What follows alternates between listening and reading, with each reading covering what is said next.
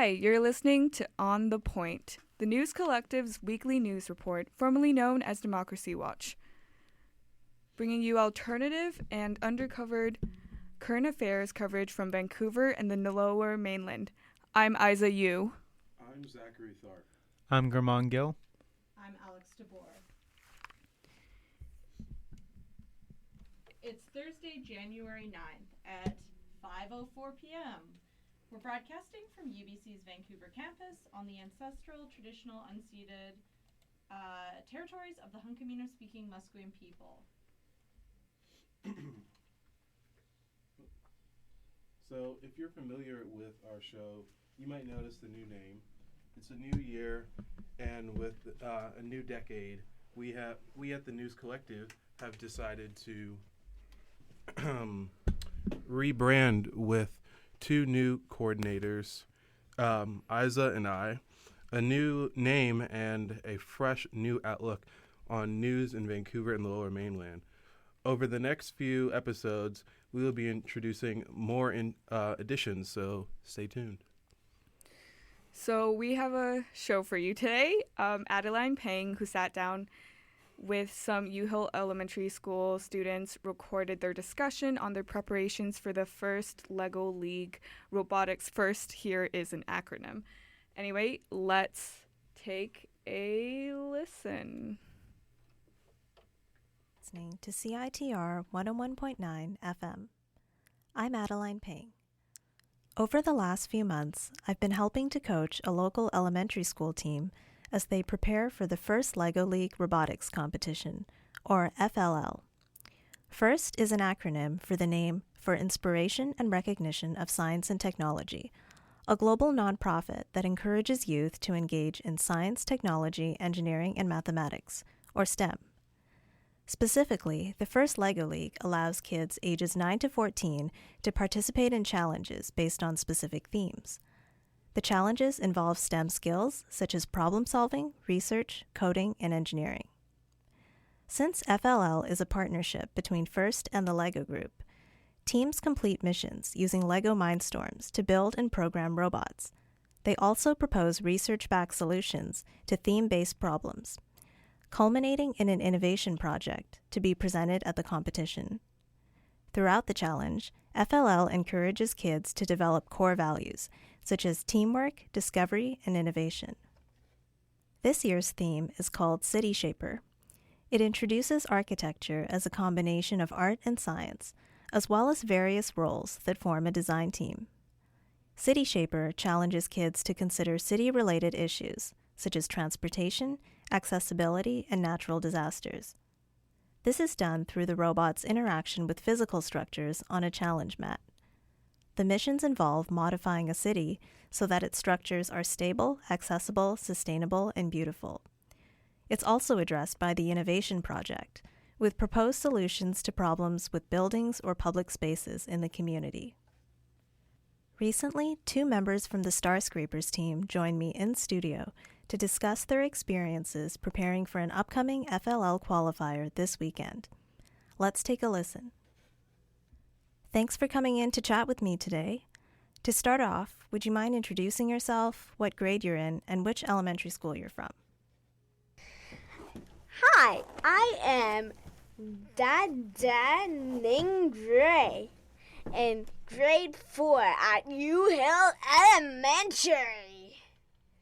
Hi, I'm Abdurrahman Abdulhamid in grade 4 at U-Hill Elementary. Awesome. So how did you become interested in joining the team? I did Lego robotics after school in a club in grade 2. We had teams and competitions, and I liked coding, constructing, and teamwork. Abdurrahman told me about the team, and I was excited to join. I came in the team by finding a paper about FLL. I signed up for the U-Hill team and became part of the team. Sounds interesting. And what impact has FLL had on you while preparing for the competition? I learned about new sensors like the ultrasonic sensor. I also learned some code. This sensor helps the robot check the distance of how close it is to a wall, hand, arm, everything. I learned how to code with Lego Mindstorms, such as using the sensors. That sounds very cool. So what was your experience with the teamwork part of FLL? Our teamwork is natural. We listen to each other. This has been my first time on a small team working on a complex project over a period of months. It takes a lot of teamwork in FLL. The team finds ways working together, such as seeing who has the best idea or voting. It seems like you've all learned a lot through this challenge. How has your team adapted to differences between team members, such as age, interests, and skill differences? Age difference is not the most important factor. What matters the most is interest, experience, and effort. Sometimes we take a little extra time, but we complete the mission. We put the team members in the best job for them, such as Suman, Dadar, and Haley working on the innovation project more than myself and Miles. That sounds wonderful. So thanks for taking the time to come talk about FLL today. Best of luck at the qualifier, and I hope you have a great week. Thanks for listening. This piece was reported and produced by Adeline Ping. Special thanks to Team Starscrapers, their parents, mentors, and coaches, and CITR 101.9 FM. Discorder, that free magazine from CITR, has been documenting the best in music, arts, and culture since 1983.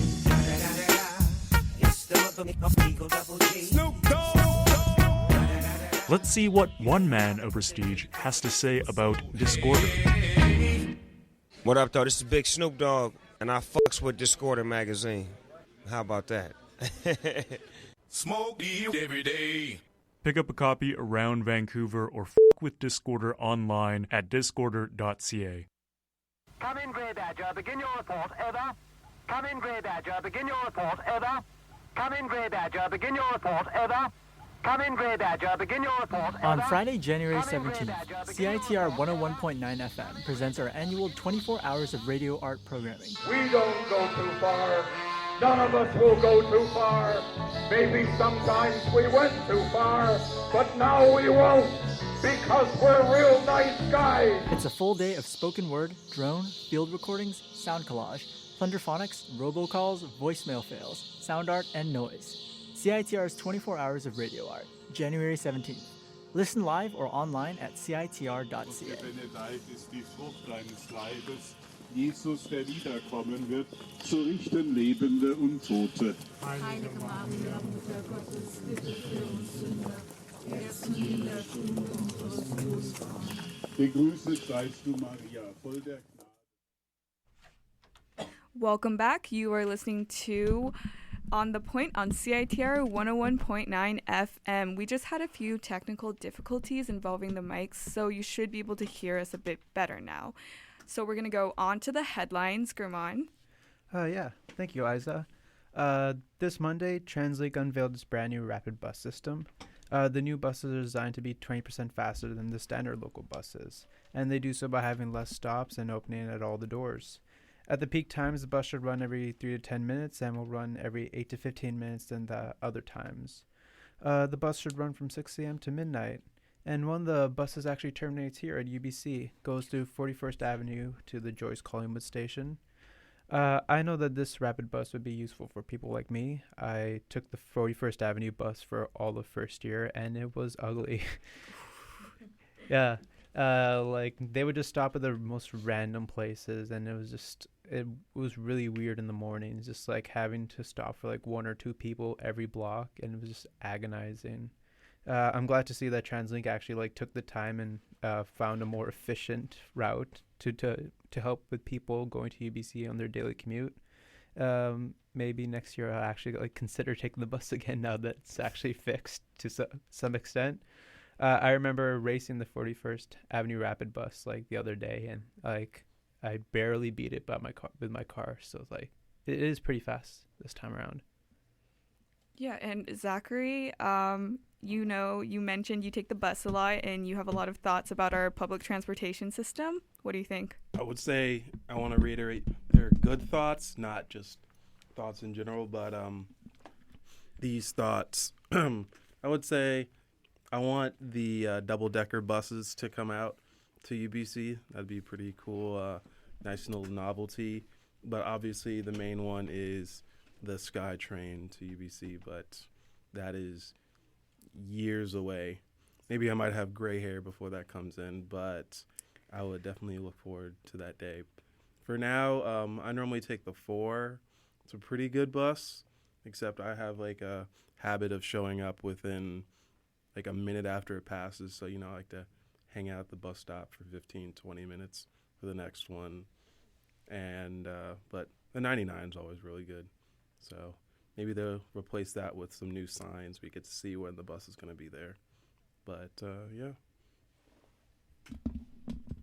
Is the 99 already a rapid bus, technically? There are express ones, but I think there are also normal ones. Yeah, that's my question. What's the difference? So the difference is that from what I understand, so I might be completely wrong, but the rapid buses or the express buses have less stops, and like the routes are designed so that they're just faster. Right, but the 99 has like not that many stops. Yeah, I think it's more of just really a branding thing. I think it might be. Yeah, like the rapid bus is pretty much taking the model of the 99B line and just like expanding on that.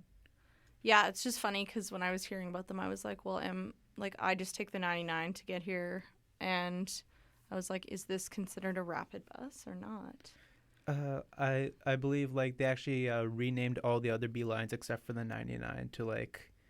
So that like the rapid bus are considered like B-line buses, and all the other ones aside from the 99 have been like renamed to not be B-line buses anymore. It's all just a really weird branding thing, but yeah. Right, R is for rapid, yeah.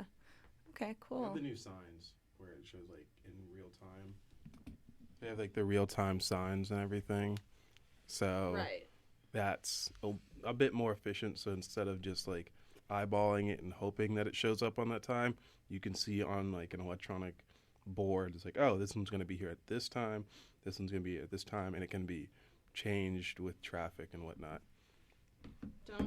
Don't you guys like text the bus stop? Yeah, I do that. Yeah, I still do that. And there's also the transit app, which is like pretty good.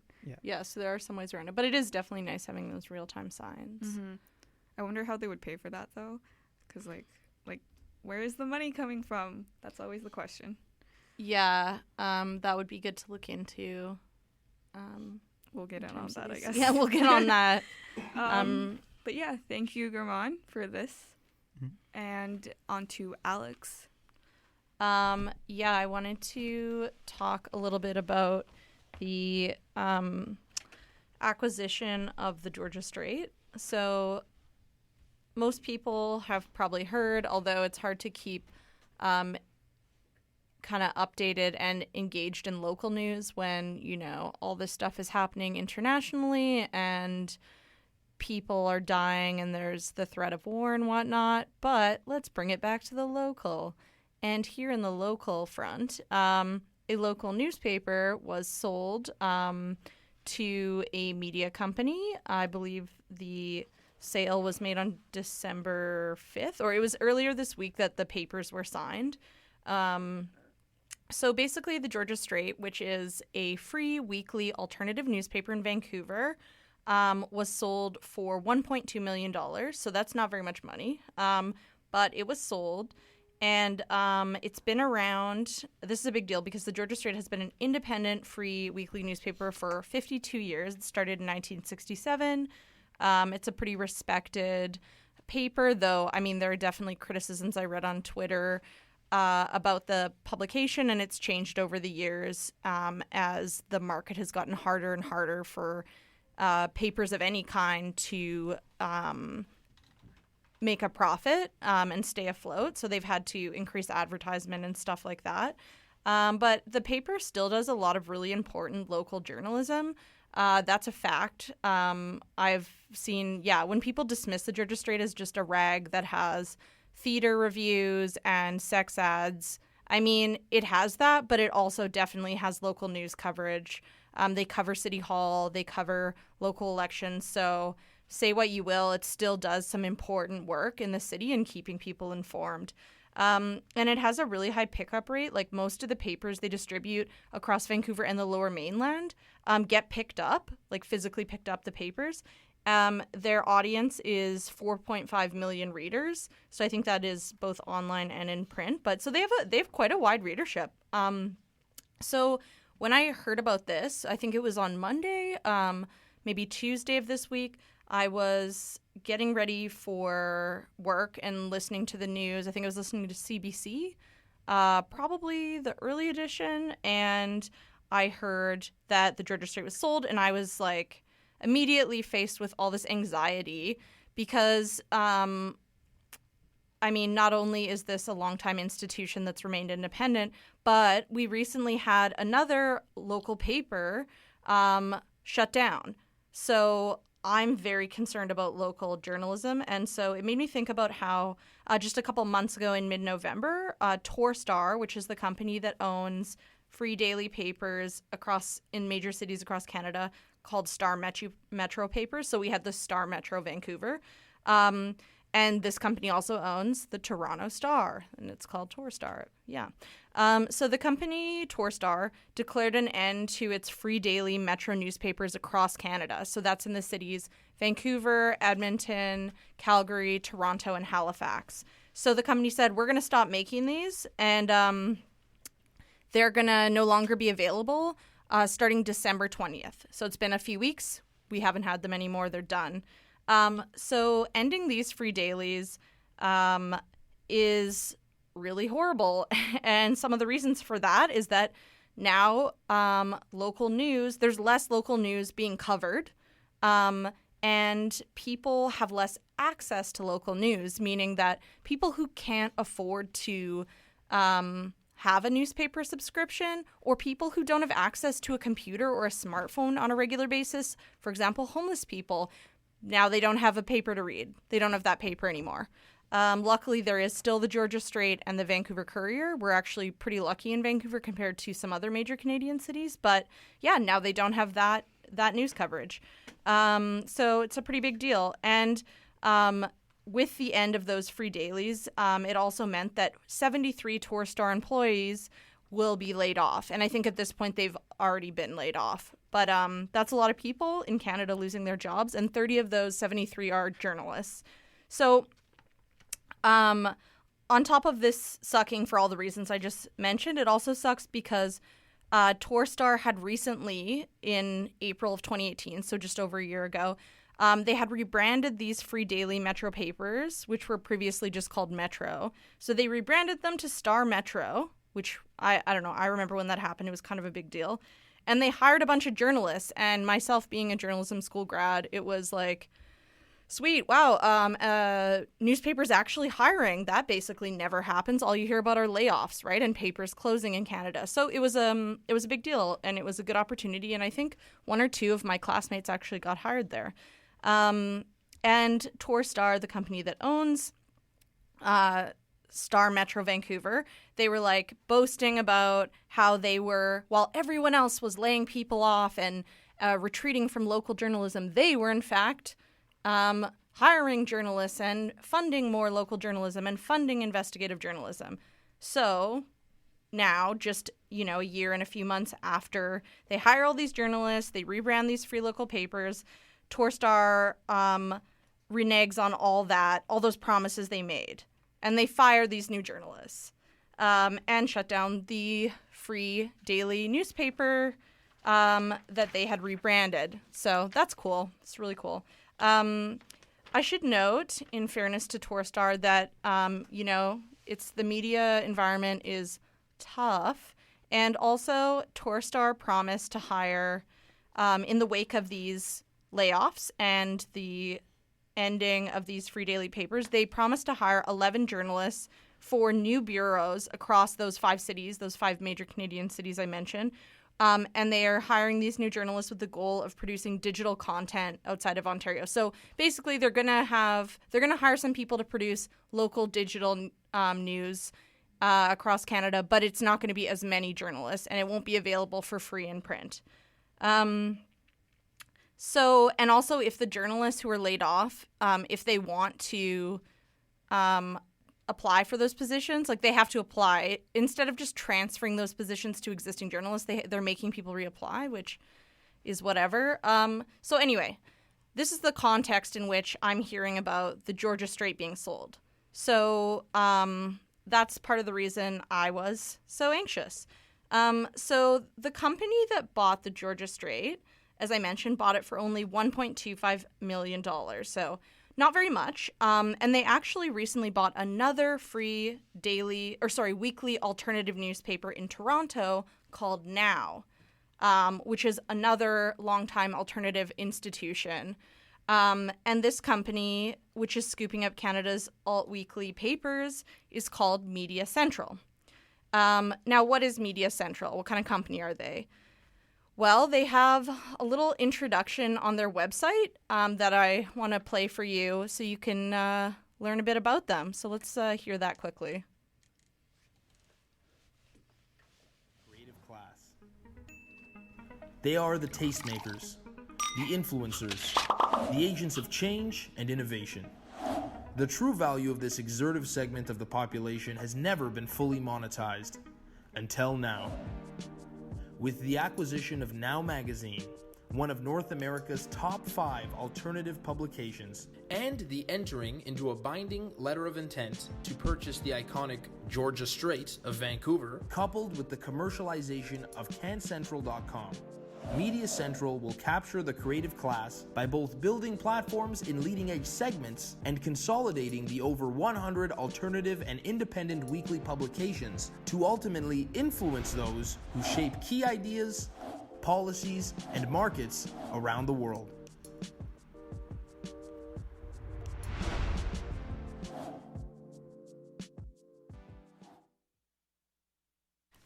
All right, so that was a clip of Media Central, the company that purchased the Georgia Strait recently and just a couple months ago purchased Toronto's Now magazine.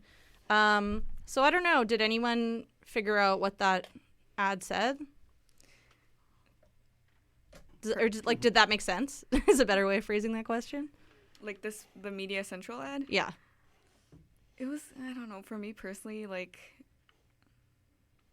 it used to me seemed like a lot of it seemed very upbeat because it is a branding thing, but I don't know the logistics of actually making that media, if that makes sense.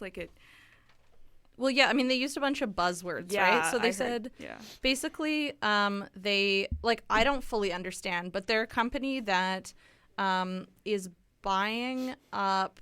So they explicitly have the goal of, and I quote from a press release, purchasing up to 100 alternative papers in Canada and the U.S., each one serving its own community and uniting under one alternative umbrella.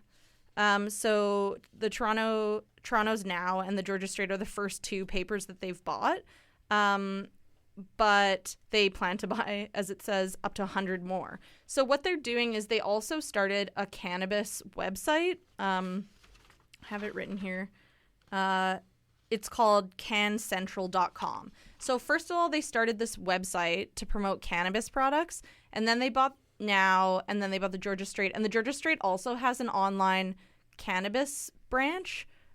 They're already doing a bunch of cannabis promotion. There's a lot of money in cannabis, I guess, and promoting that market and, getting people to buy cannabis products and growing that market because it, was obviously just legalized. So basically, Media Central, from what I understand, is buying alternative newspapers and then fusing them. So they intend to keep the local content, the local journalists, and what makes them special and unique, but then also fusing them with some of their own cannabis advertising and, industry promotion more generally. I'm not sure specifically, but so the reason that the publisher and founder at least, Dan McLeod, I heard him on CBC's Early Edition talking about this. He says that he's gotten offers to buy from different companies to buy the Georgia Strait over the years. And while financially the Georgia Strait hasn't been doing well, as again, very few newspapers, especially independent newspapers, are doing well in this media climate. The reason he decided to go with the Media Central offer was because he saw that they would retain the and preserve the sort of integrity of the newspaper and allow it to keep doing what it already does. So, I mean, I really hope he's right about that, of course. Dan McLeod was pretty taken with the publisher Brian Kalish, who runs Media Central. And he said that none of the offers he's had made previously made sense. And he says of Brian Kalish, and I quote here, "Here is a man who not only respects our city, but understands the contributions the Georgia Straight has made to local independent journalism and the cultural lives of our readers." So he remains optimistic that the Georgia Straight will keep doing what it's doing. And I mean, so in the end, this anxiety I felt over the Georgia Straight being sold, I'm not sure if it, it remains to be seen what will happen and whether it was merited. But maybe this is a good thing. Maybe if they hadn't bought it up, maybe if Media Central hadn't bought it up, the paper would have just run into the ground, run out of money, had less and less good content. I don't know. Or maybe we'll see slowly the Media Central will start changing the way the Georgia Straight reports, start taking up more space from their local news coverage and putting more product placement. Like, I don't know.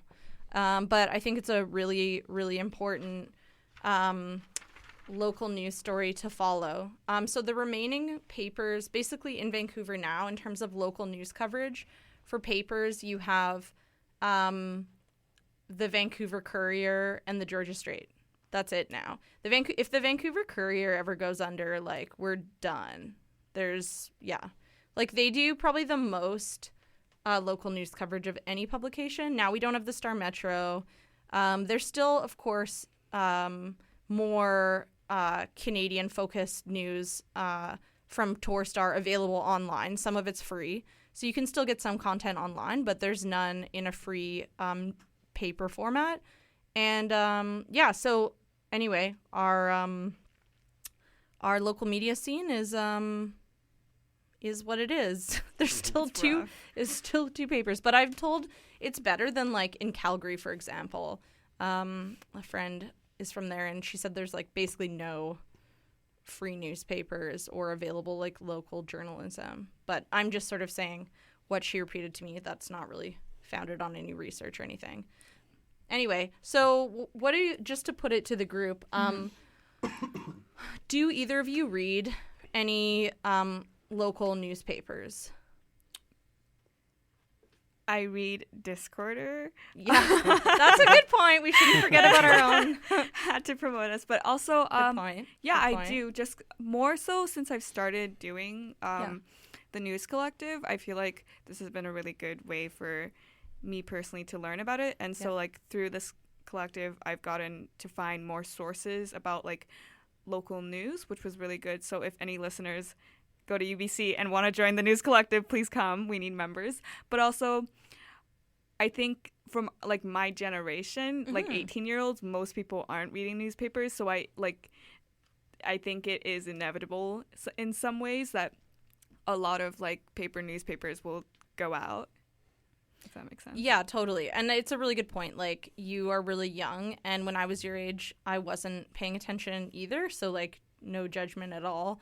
I mean, when I was younger, I read my like newspapers my parents got sometimes. But then when I moved out, I didn't really. And just to the point of, physical newspapers kind of, ending as everything moves online.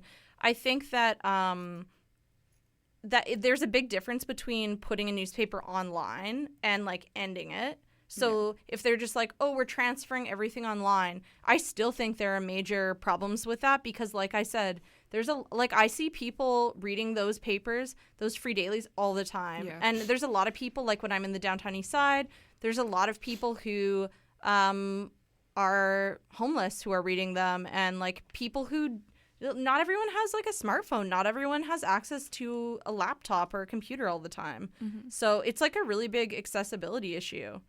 And so with the Star Metro Vancouver, so not only did they kill the paper, they also fired the journalists. So like basically most of that content, all the local stuff is gone now. So you can still find, the paper was fused with both local and national and international stories. So you can still find some of the national and international stories online, and a lot of it's free. Though, of course, there is like a limit to how many free articles you get. I think like most newspapers do. But yeah.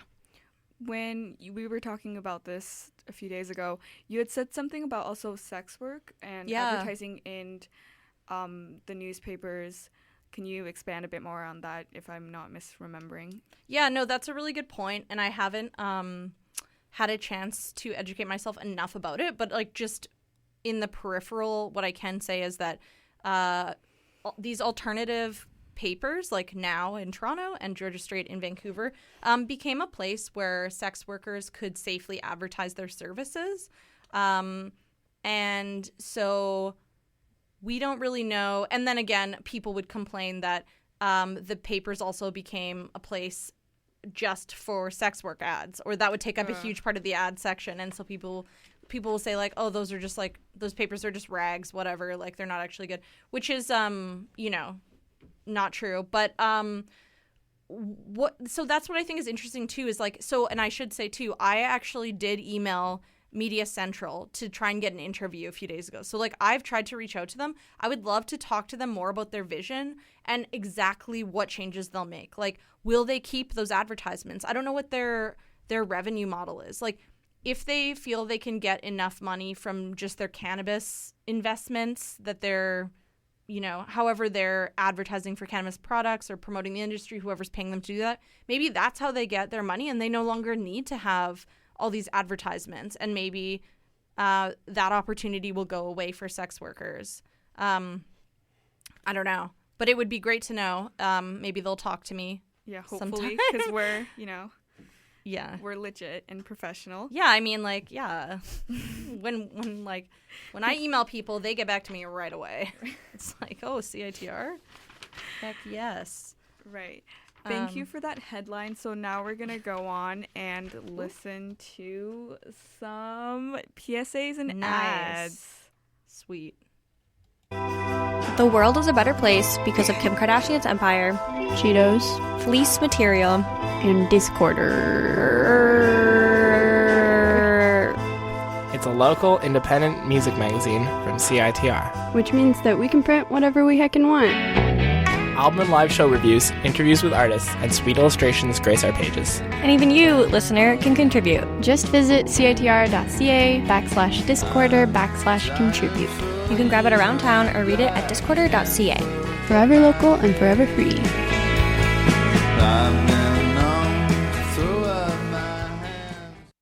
Fashion home, animals and pets, baby and nursery, clothing and footwear, do-it-yourself, gardening, health aids, health. So what I just have to do is let it drop very fast indeed, because otherwise it's not going to come out at all, and then when we put the picture back to the normal position, it's going to come out reasonably again, only we hope at the same speed, so we'll have to try that now.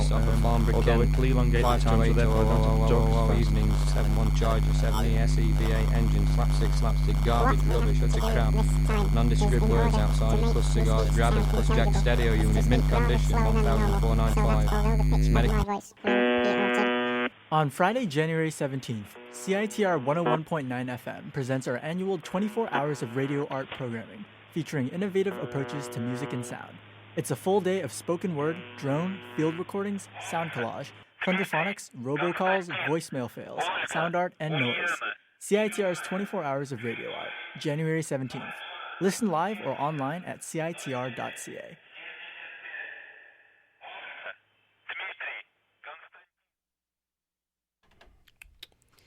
Welcome back. You're listening to On the Point on CITR 101.9. We had so earlier, if you guys listened, we had a few technical difficulties, but I think we're all back now. I hope you guys. Yeah, I can hear you. Yeah. Yeah. So I know people have been, seeing in the news with constant climate emergencies and stuff, and just, climate disasters. With these climate disasters constantly showing up in the news, with oil spills in the Midwestern United States to massive fires in Australia. In the wake of these events, UBC has announced a climate emergency here, which includes moving university endowment money into the Sustainable Futures Pool, or the SFP, which is composed of low-carbon fossil fuel funds, and the request of the university administration to explore and have financial considerations for divesting the remainder of the university's main endowment pool, which is about $1.33 billion. At the forefront of this is Extinction Rebellion, as well as the climate advocacy group UBC C350, for the divestment of these funds for quite some time.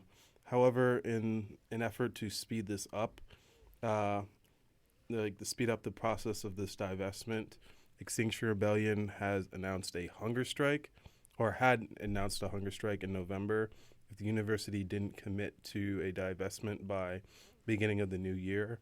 And today marks the 4th day of their hunger strike. And unfortunately, it just seems to have no end in sight.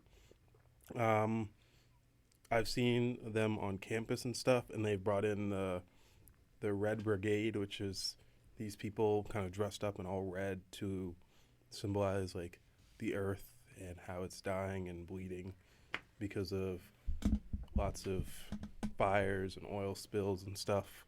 And I think in Australia they've lost 450 million animals, and Amazon's lost over 8 million square acres of forest and stuff.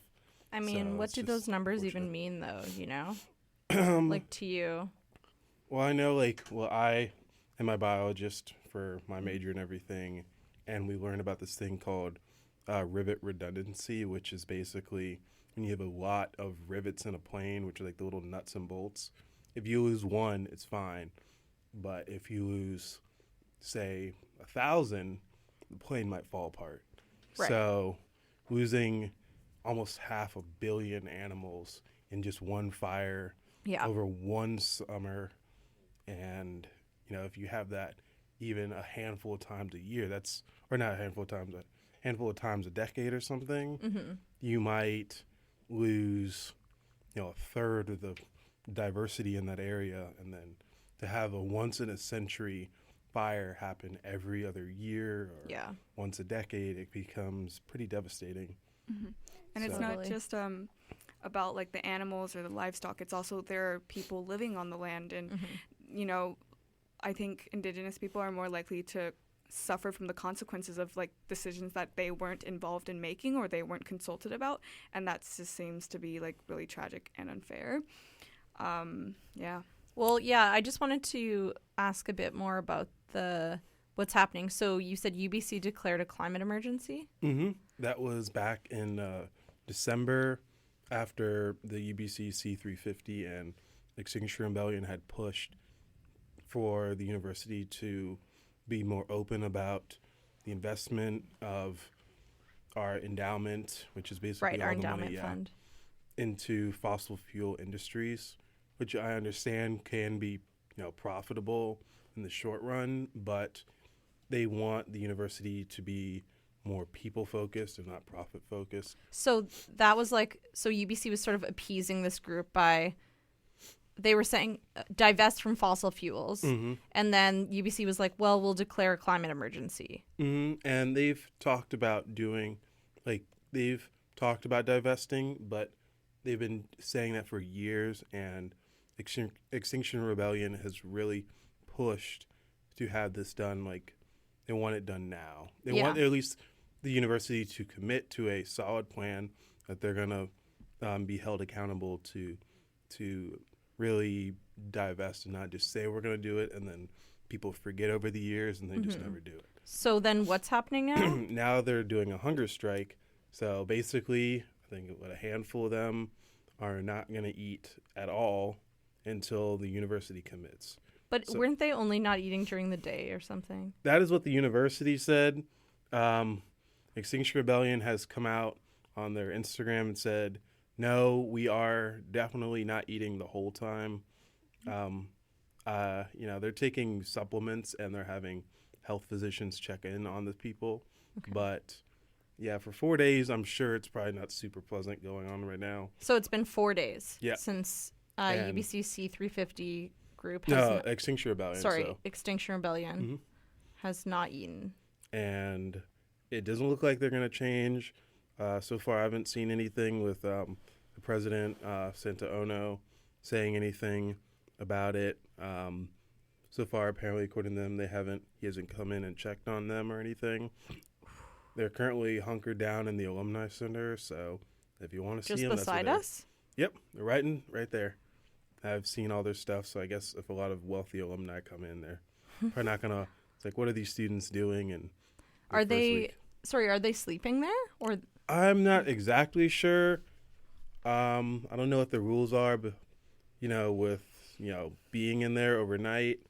But at least during the day, they spend a lot of time in there. Yeah, unless they were granted special permission, they probably can't sleep overnight. But I guess people can check out their Instagram to figure out what's happening. Is that just easy? You just search Extinction Rebellion Vancouver?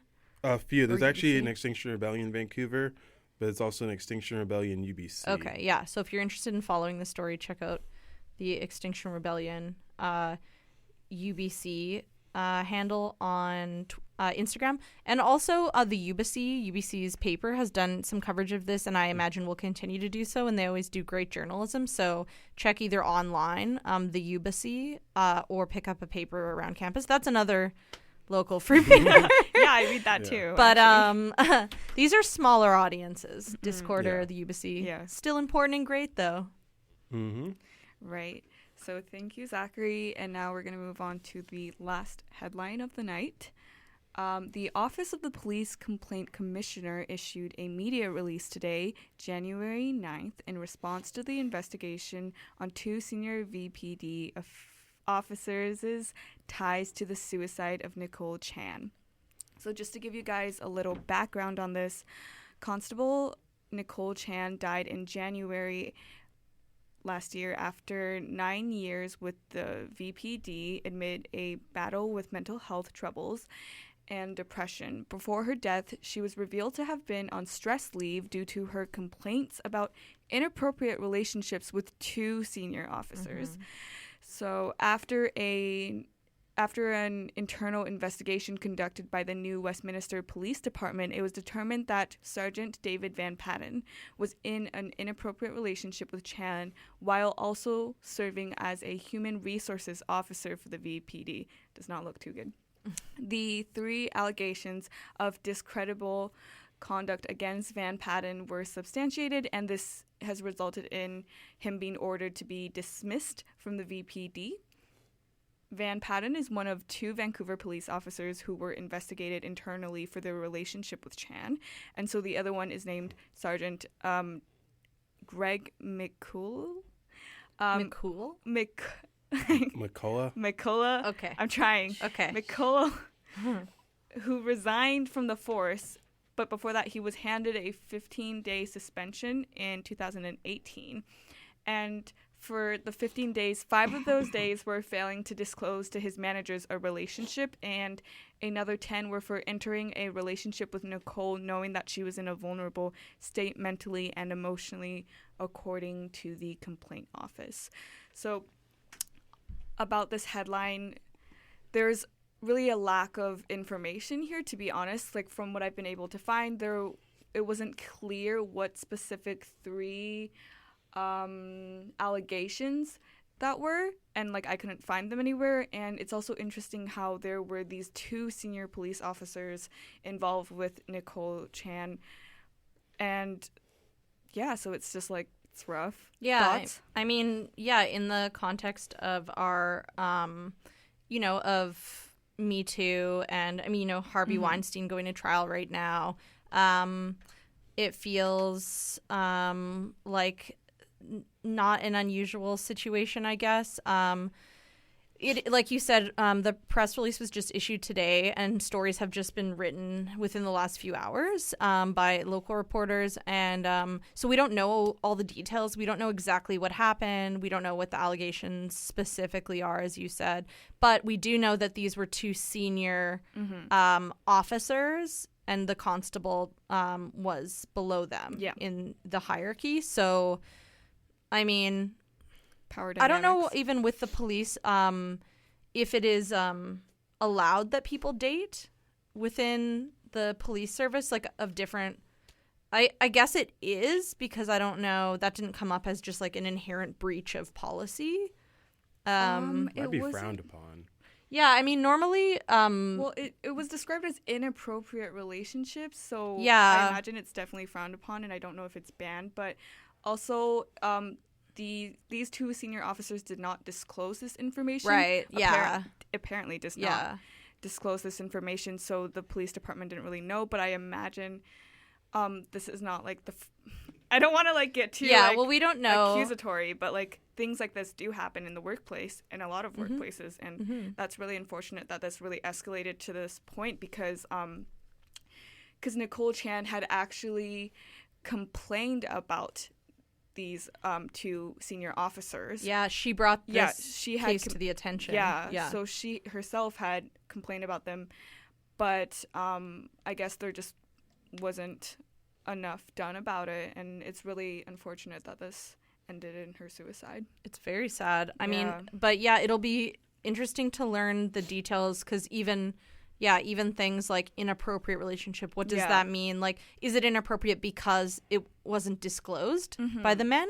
Or is it inappropriate because they weren't allowed to date at all? Was it dating, or was it like, some non-consensual situation? Because her complaints and her like, and I there's a limited amount of information on her personal mental health history, but like I imagine it wasn't the best situation, and she wasn't really like having the most fun, so that's just awful. It's very sad. And we'll just have to follow the story and see if more details come to light, and if it leads to any changes in the culture of the police workplace in Vancouver.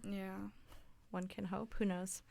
I guess people just don't really think about it, because you see the police all the time, but you kind of forget that they have their own lives outside, and it can be distressing as a police officer and everything. And I guess sometimes you just gotta think about them, and they might have their stuff going on stuff too. Right. I also imagine in like a police like environment, it would be difficult to come forward with these kind of allegations, because even though we are having more women, this is like a more traditionally male-dominated industry. And so, like, it must have been very difficult. And I imagine it's still difficult for a lot of women in the police force right now. Totally. Especially, definitely a male-dominated sector. Very much so. Unfortunate. Anyway, well, that brings us to the end of our show. Thank you so much for tuning in and listening. Sorry to interrupt. Can I just say one thing? I just wanted to draw attention to the fact that there is going to be a vigil held at 6, so in about 8 minutes, in the UBC AMS Nest Room 2508 for four former UBC students who were tragically killed in the flight 752 flight into Iran. It was out of Tehran into Kiev in Ukraine. Right. So they lost their lives in that crash. So if anyone is interested in paying respects, this vigil and commemoration is being held by the UBC Muslim Students Association. So if you have time, you're on campus and you're listening right now, that is happening at 6 p.m. in, again, room 2508. Well, just wanted to add that out. Thank you for adding that. So tune in next week for more undercovered current affairs. Have a good night. Have a good night.